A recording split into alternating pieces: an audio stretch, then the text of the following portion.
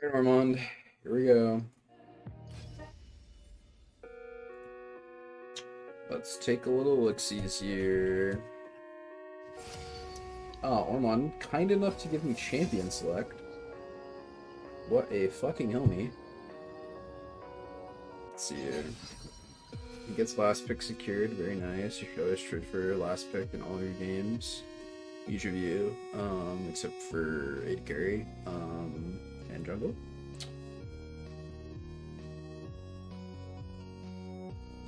Okay, we see Tryndamere, and we picked Shogath into Tryndamere. It's a relatively fine matchup, if I have to think about it, right? I think I've already looked at this game a little bit. Yeah, it's fine. I mean, it's no Malphite, that's fine.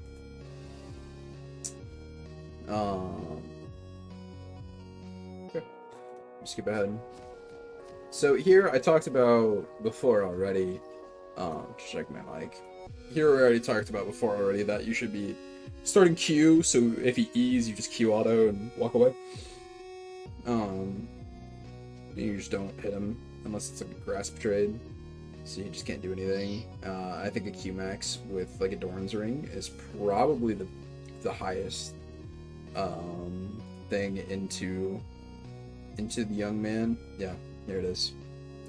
There it is. Now Q is a very weird thing to max because you only get damage on Q. That's the only thing that goes up with it. You don't get cooldown or anything, but it is a lot of damage.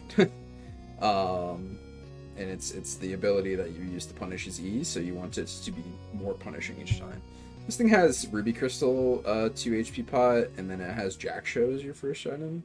I think that's interesting. I definitely think it's valuable, and like worth consideration. Jack Show does give you armor immediately and stacks armor, which is obviously good into the thing that's critting you. Iceborne Gauntlet being able to kite a little bit more is also very interesting. But if you want to play Heartsteel, it's clearly a fine choice. So, but we both know that you don't do this. You go E, which is like already your first mistake. But you know we've made the mistake already, so it's not a big deal. We have priority on the wave. Okay, so what this means is that our wave is going to be shoving into the enemy top laner if we keep it how it is. Is that a fucking Amber Alert? It is. Jesus Christ. This is the 6th Amber Alert in a day. Trial abductions are crazy in here.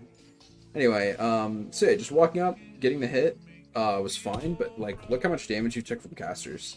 So you E, and then you walk, like you hit this E, and then you're gonna accept the trade because you're getting grasp, right? Which is why you're fine with the trade, but you E, and then you need to walk and break aggro from these caster minions, right? Because caster minions, like you can literally watch how much damage each caster does to you, right? So they're immediately hitting you. Boom, 7, 7, 7, 7, 7, 7, 7. Right? So you took, just from his auto attack, or from his E, you took 50 damage, and then because you kept taking these things, you lost another 50 HP. Just from you remaining in these things. Right? Getting another auto is like fine, but like you're not doing anything with a wave, and now you're in this weird position where it's like, if you want to go hit these casters, he gets to hit you for free, and he gets to stack rage for free, right? So if you just backed away from your wave after hitting him here, you could have just gone back into the wave and continued your priority, right?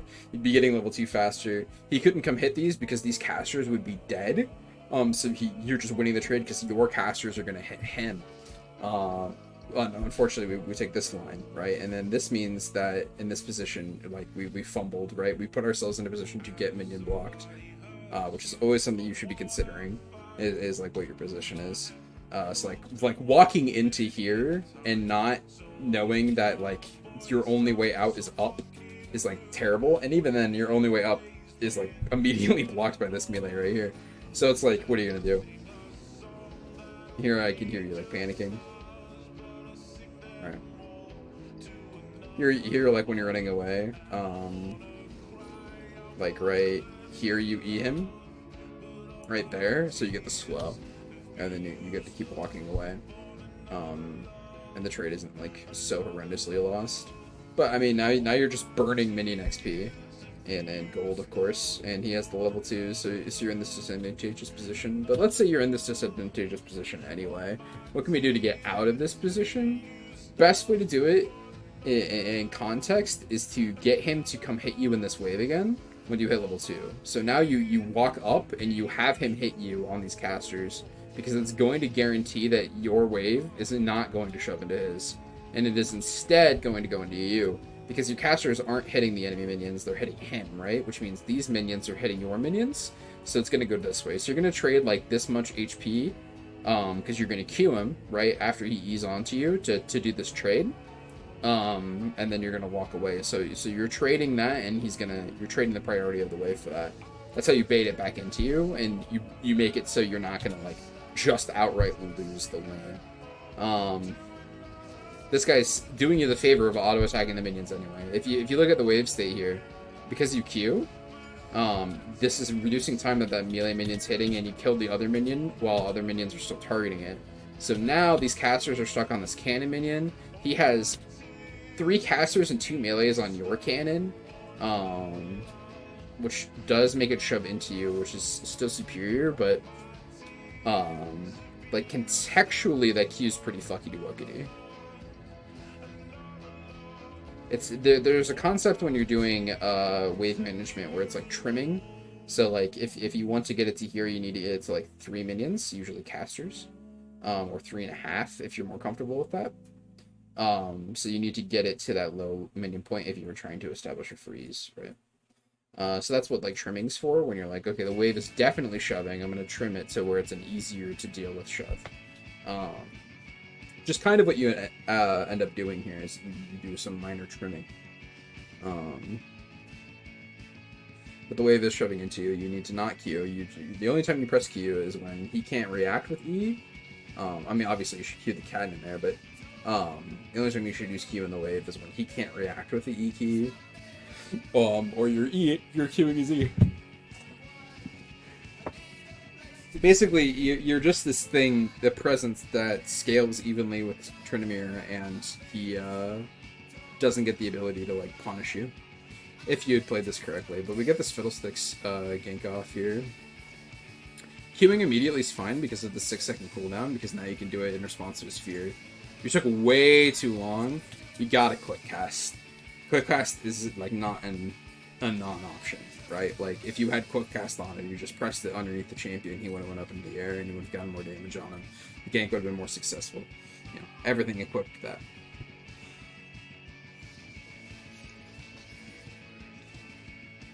Yeah, see, like, look, like you're just holding Q for a fucking century because you're not using quick cast. Yeah, that's really tough. You need to definitely switch to quick cast. And you might be like learning Cho'Gath or something, but I'm pretty sure you told me you know Cho'Gath. So like it's something to practice. Is just like having this on. Like now you can't like. Part of the reason why you might have come into this game taking E and then coming into this is because you don't have like the faith in your ability to press Q quick enough after he E's, because you should be seeing his Q animation or his E animation, his spin towards you, and you should be queuing because you know the end destination. So it's guaranteed where he's going to end up. You don't have that faith in yourself to press the Q where he's going to end up because you don't have quick cast and you might not be so learned. Which might be part of the influence why you didn't take Q level 1. If you think about like the psychology of it.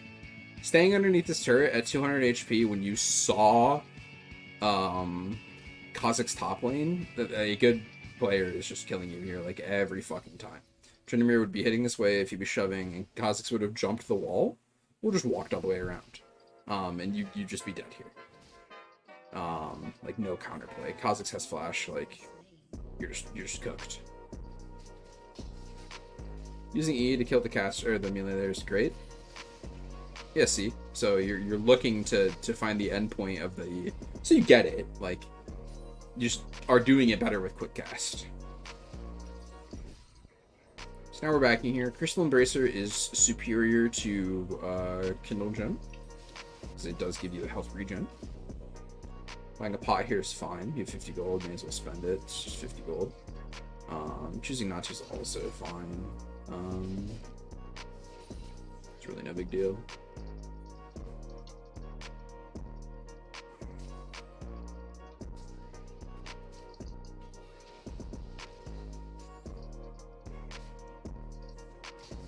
Killing the bush and trying to stop the back is fine. I don't know if he has TP or not. But it's really important that you get this wave underneath this turret in a timely fashion. Otherwise, the wave, like the lane rather, sorry, is gonna end here, because you can always measure where the enemy wave is based off where your wave is on the map, so you know his minions are right here. So there's like a chance that it's just gonna sit in front of the turret and not do anything. The problem with that in this context is that the wave is so long that you don't want to play in a really long wave. That'd be really tough for you to manage, especially if you're not queuing as a. But we get the wave mostly under. The casters are outside of the range just a little bit, which means we have to clear this wave, otherwise it will freeze perfectly for Tryndamere. So it's really important that we look at that way. And see, now this is like the long wave problem, where he just gets like run up and beat our ass, and we just have to like accept the fact that this is like our life now. Now, he did take 2 casters, and this is kind of the process that we talked about earlier, where the wave is kind of going to shove into him. But like, if he isn't auto-attacking these minions in the way you're playing the game, you would just lose the game. Like, you would never see a minion ever again. But he's shoving into you because he's a fucking bonobo. So, that's some food for thought.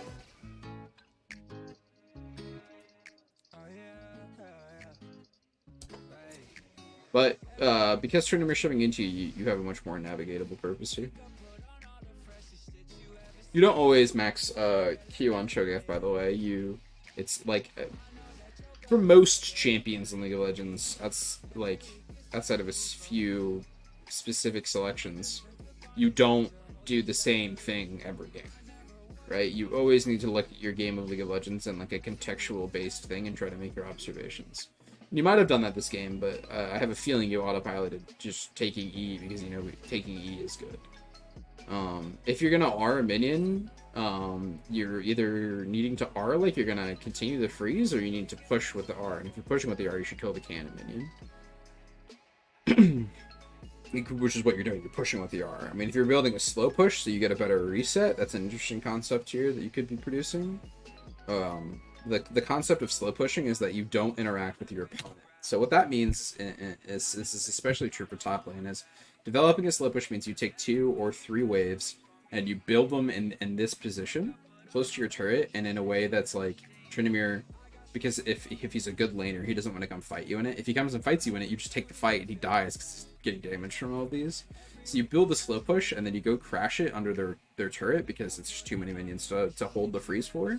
They can't trim it well to get to you, and then that just means you get these quote free unquote resets. You might lose like some melees or something, depending on how the timing of the slow push ends up, but you take the reset. It's the way to avoid the enemy champion, because if you crash this wave, the next wave is going to stand over here and they're going to be even, which means his next wave after this wave is going to show up before your next wave, when there's minions here and minions here. It means this next wave is going to come in way later than his wave because of the position in the lane, right? If you look on the minimap here, like, it takes longer for these minions to get all the way over here than these to get here, which means his minions are going to be hitting your minions first, which means it's going to slow push back into you, which means you don't have to try very hard to interact with your opponent in the lane, because you get the wave to come back into you, and then you get to slow push back, and it's just a back and forth thing.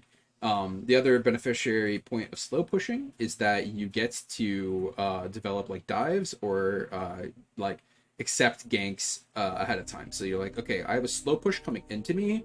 He has, like, the wave is going to come to here. It's going to come to this position. So you have a gank opportunity. You have a ganking concept that we can use here. So that's the to and fro for slow pushing. It's when you don't really want to act with your opponent in a 1v1. It's usually like, oh, I'm in the losing matchup, I should play for a slow push. And how you play for a slow push is you make a slow push come into you, and you receive a gank when you're trying to slow push it back into your opponent. Because the one downside to slow pushing into your opponent at the beginning of the game, when you're in a losing matchup, right, is that depending on how bad the losing matchup is and how shitty your slow push is, like if it's like a half a wave or 1.5 of a waves, if it's not like 2 full waves, taking the damage in the matchup might just be worth it for them. Like if it's a Sylas versus a Malphite, right? The Sylas is like, I don't really care. I'm going to W you, and my passive's going to do a lot of damage to the wave, and I have the mobility to kind of move around. and not really care. I want to take this trade with you. I want to try to kill you, you know, because of this, how good the matchup is for me. So that in those contexts, you bring the jungler in on the slow push, and you get the crash, and then it pushes back into you, and then you're just basically safe from that point on, because you've gotten items, you've gotten your levels, and now you're not just going to get 100 to 0'd, so now you can just go back and forth, and if they take the trades, then you're going even, or a little behind, and that's okay. So that's how you would navigate the losing matchup of where slow pushing comes in a losing matchup position. So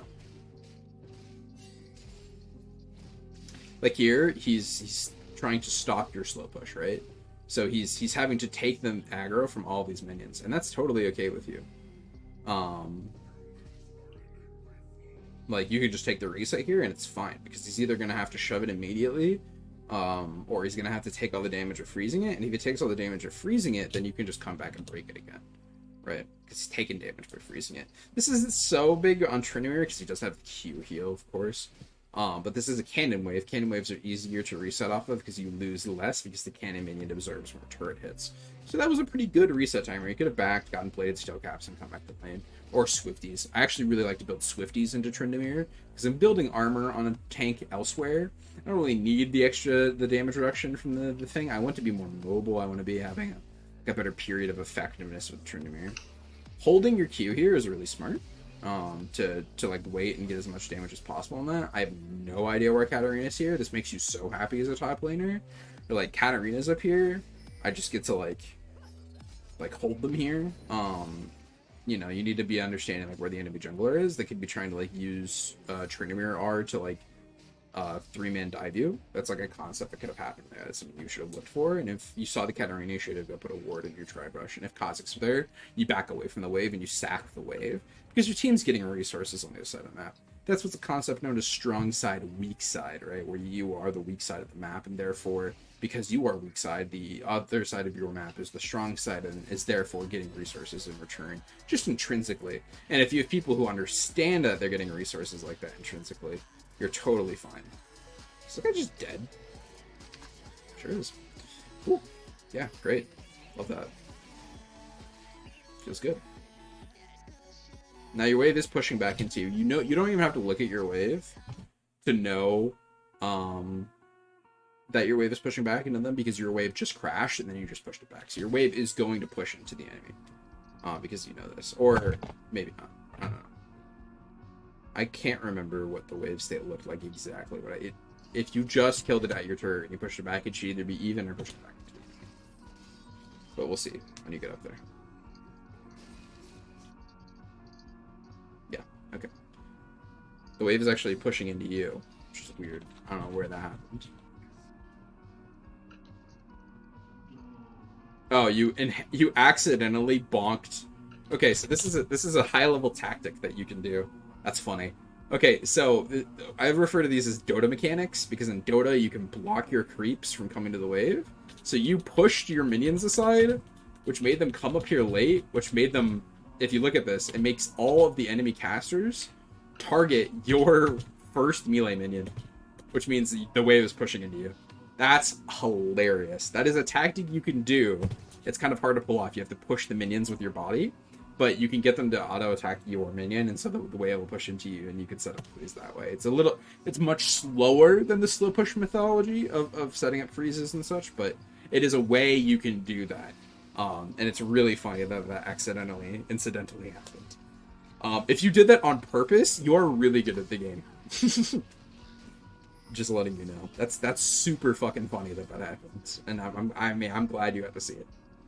I normally talk about those things with like players of like a diamond or higher level who are trying to figure out the secrets of like what mechanics are they missing that are like the piece of the puzzle.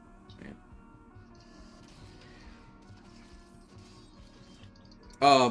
As for, I can tell you're confused on whether or not you should be like joining them on this. No real reason not to join them on this, especially in gold. It's kind of like, okay, well, you know, this is like a fight. You should be using your minimap, like clicking on the minimap and looking at your wave to be like, do I need to go attend my wave? Do I have to go crash this? Or is it coming into me, and is it coming to me at a pace where I can go fight? Right? And you can tell based on just like the amount of minions and how fast the wave's shoving. Like, oh, the wave shoving super fast. I need to go get my wave. Or, you know, vice versa.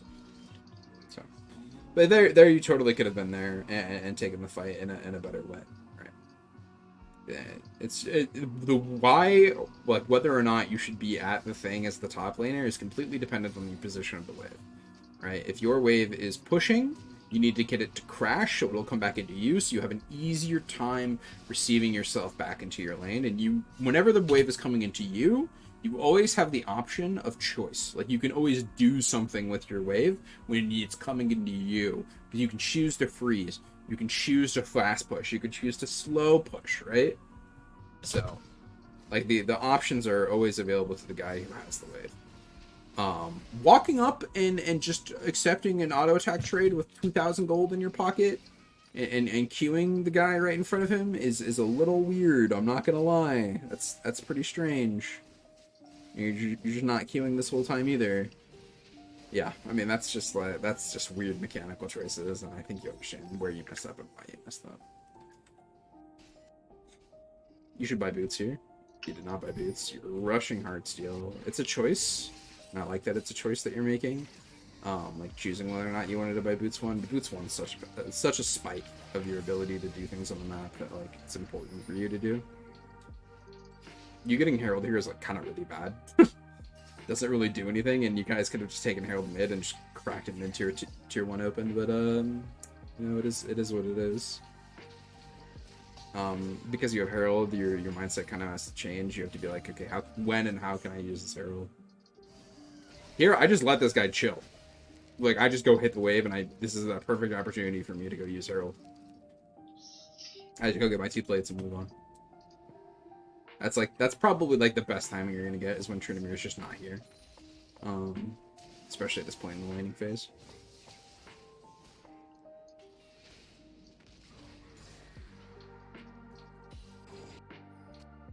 Using Herald as a recall is like kind of fine, but like we're not using it in a good recall position, right? Like we walk up here, if you're gonna recall, no point in really like backing away. You're losing like 3 seconds there, but also like you're full on mana, you're full on HP.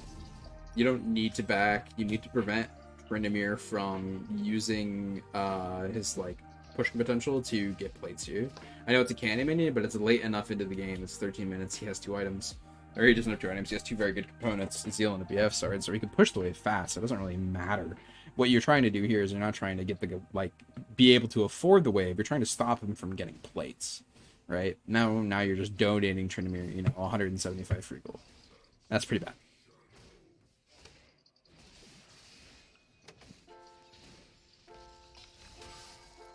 Like, it's definitely not worth the 27 HP that you bought. Like, you did this for 27 HP because in your mind, you're like, oh, I need to go stack my Heartsteel faster. But in reality, that's just, like, not the correct, like, concept, right? It's 27 HP is not worth 175 gold on Tryndamere, right? You're not checking the bushes to see if this push is worthwhile, so you could just come up behind you and just start beating your ass cheeks in and you just lose. Which is really funny. You also lost the plate, so like this whole time, like you could have like tried to put the Herald down. I mean, I guess it's like just fucked. You don't get it anyway. It's 55, yeah. So your decision like brought you to this point of your like wave choices and like how you stymied your progress here. You should always be, if you're gonna R, you like a mini wave, you gotta be, you know, dedicating yourself to R'ing that mini wave. Like you gotta just do it the second it's up, so it's coming up cooldown again. Back and forth. That was a good Q. Putting itself underneath you is like always the best play because he has to get on top of you if he wants to do that. Wing him is very not worth it there. Silence doesn't like do anything. But that was good. It was a good exchange. Giving in yourself and such and stuff like that. I think I fit enough into this video for you to think about, and for you to be like concerned about, to where I don't really want to present you with more things because it's kind of like an information overload kind of concept.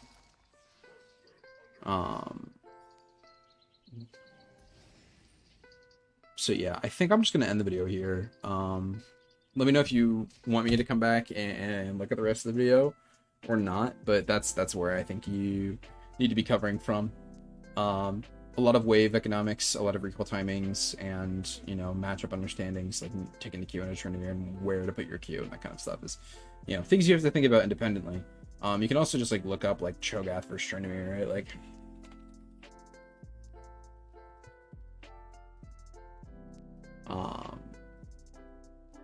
and you can just like, yeah, well, here's the fucking first blood here. Let's see. This guy took E level 1. Cac. When was this? 5 months ago? Why did he take E level 1? Was it because of the thing?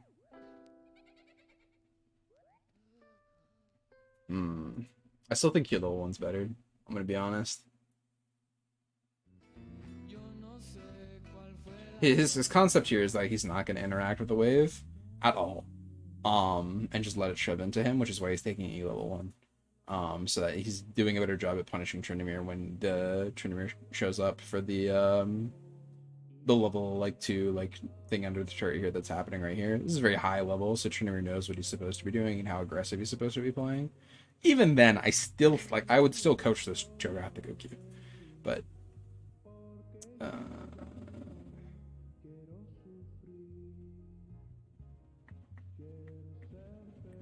oh well, you get it.